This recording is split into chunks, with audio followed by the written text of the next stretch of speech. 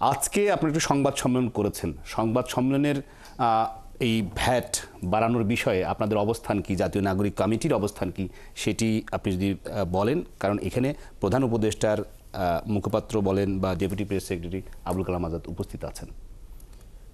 IMF 2023 সালের ফেব্রুয়ারিতে বাংলাদেশকে 470 কোটি ডলার তারা ঋণ দেবে বলে চুক্তি করে বাংলাদেশের সাথে, এবং সেই চুক্তির শর্ত হিসাবে অনেকগুলো পণ্য এবং সেবার উপরে ভ্যাট বাড়ানোর কথা তারা বলেছে।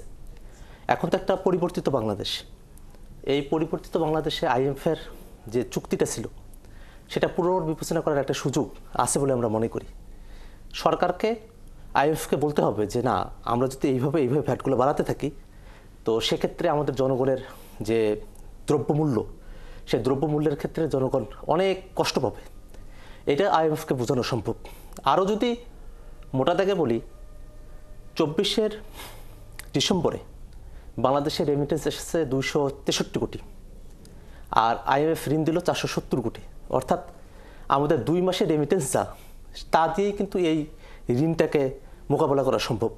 এই ঋণটা আদতে প্রয়োজন আছে কিনা সেটাও এখন একটা প্রশ্নের বিষয় হতে পারে।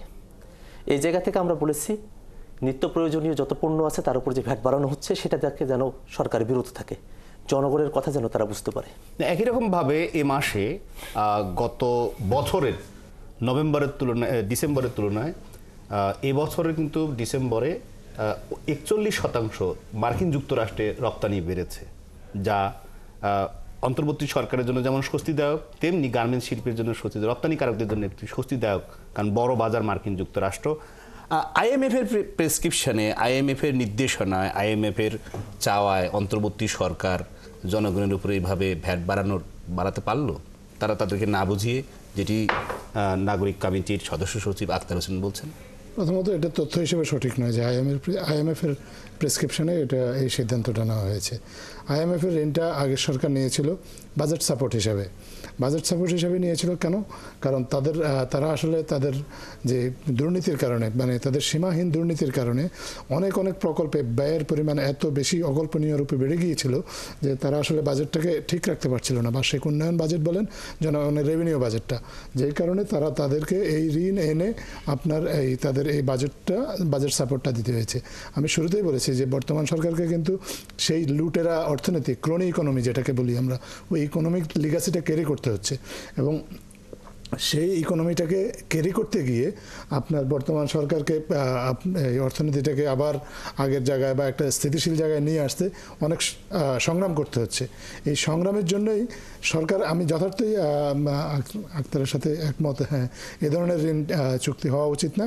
আমরা যদি আমাদের নিজস্ব সোর্স থেকে আমাদের যদি উনি বলেছেন যে এই চুক্তি আইএমএফের সাথে চুক্তিটা রিভিউর কথা বলছেন, আমি সেটাই বলছি যে আমরা এ ধরনের চুক্তি না করে যত ঋণ নির্ভরতা কমিয়ে আমরা আমাদের অভ্যন্তরীণ রিসোর্স থেকে আমাদের বাজেটটাকে চালাতে পারি, জনগণের উপর যত কম ভোগান্তি কর তো দিতে হবে। বাংলাদেশের tax GDP ratio one of the lowest in south Asia. আমি জানি না বিশ্বের অন্যান্য অঞ্চলের কী অবস্থা।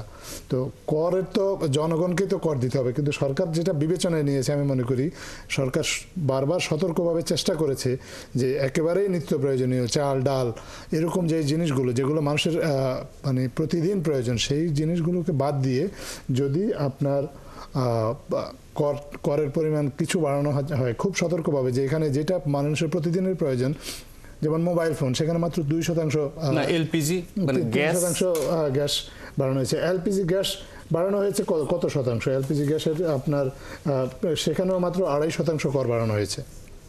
তারপর ঔষধ আছে, তারপরে আপনার একেবারে ন্যাপকিন টাইপের জিনিসপত্র আছে। বলছি যে জিনিসটা মানুষের প্রতিদিনের প্রয়োজন দেশের প্রত্যেকটা নাগরিকের, সেই জিনিসগুলোকে কর যাতে না বাড়ে সেই ব্যাপারে সরকার সতর্ক ছিল। কিন্তু সরকারকে তো দেশ চালাতে হবে, অর্থনীতিটাকে ধরে রাখতে হবে, এবং অর্থনীতিটাকে ধরে রাখতে হলে আক্তার যেমন বলেছেন যে আমরা আমাদের নিজস্ব রেমিটেন্সের টাকা দিয়েই তো আমরা আইএমএফের টাকাটা অ্যাভয়েড করতে পারি। এবং রেমিটেন্সের যে টাকাটা আসে এটা দিয়ে সরাসরি আইএমএফকে তার তো অর্থ পরিশোধ করতে হয় না। না।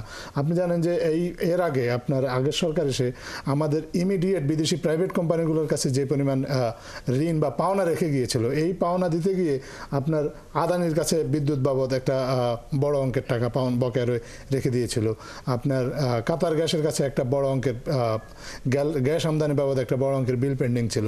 সরকারকে তো এই বিলগুলো পে করতে হচ্ছে, কারণ এই বিলগুলো যদি আপনি পে না করেন বিদ্যুৎ সাপ্লাই বন্ধ হয়ে যাবে, গ্যাস সাপ্লাই বন্ধ হয়ে যাবে, শিল্প যার পরিণতিতে শিল্প বন্ধ হয়ে যাবে।